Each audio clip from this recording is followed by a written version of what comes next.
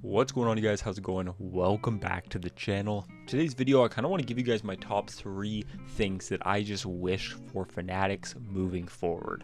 I don't think Fanatics has done anything super bad since taking over in the NHL's jersey manufacturer. I think they've actually been pretty solid. A lot of people give Fanatics just a lot of flack for pretty much everything that they've done in the past, and honestly even currently what they do.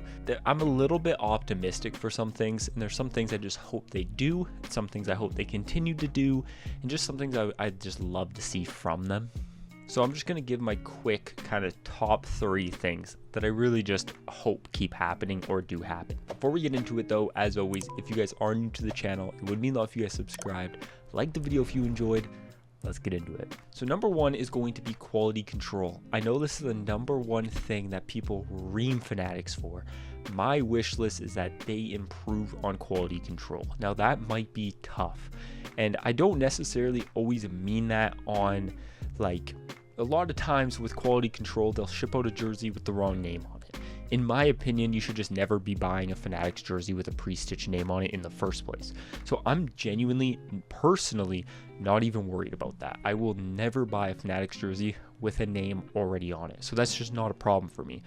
I hope the quality control is in the jerseys. One thing that people didn't really seem to give Adidas flack for, but was a super big problem, was their quality control. Not very often did you get a jersey that was pre-stitched with a name and you got the wrong jersey or wrong name, wrong number, whatever it may be. But there was a ton of Adidas jerseys with flaws, crooked logos, maybe little marks in the logos, missing stitching. There was a ton of that with Adidas, and I just hope Fanatics cleans up on that. I'm not saying I'm super hopeful in that happening, especially with their track record, but I would like to hope that that's the case.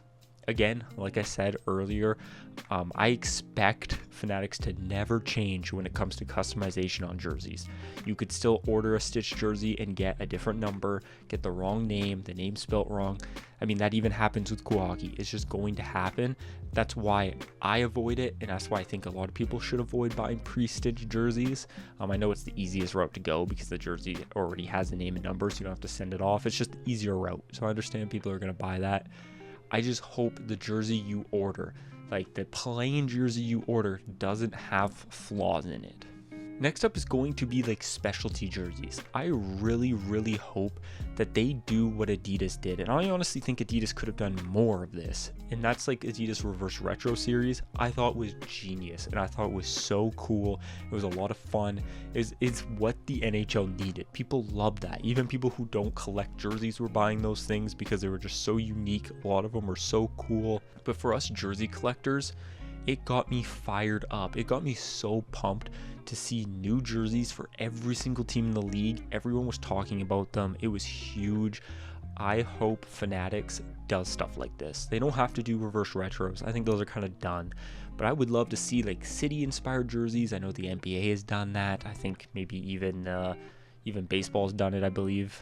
But I would just love to see some more kind of unique jersey sets that come out that are like specific for that time period. You never see them again. That's what I liked about reverse retros personally, is the fact that you still can't buy them. So anyone who got them at that time, they're the only ones with them, right? You can never get them again from retail. You can only buy them used. The one downside to that is people just buying them and then trying to sell them for more. But that's always going to happen. There's no way to avoid that. I just really hope they have some fun with this and they come out with some unique jerseys, some fun jerseys, have some series, just have some fun with it. If you need help designing jerseys, Fanatics, let me know. Lastly, I hope Fanatics keeps all of their lines of jerseys. Now, I don't think they will change this.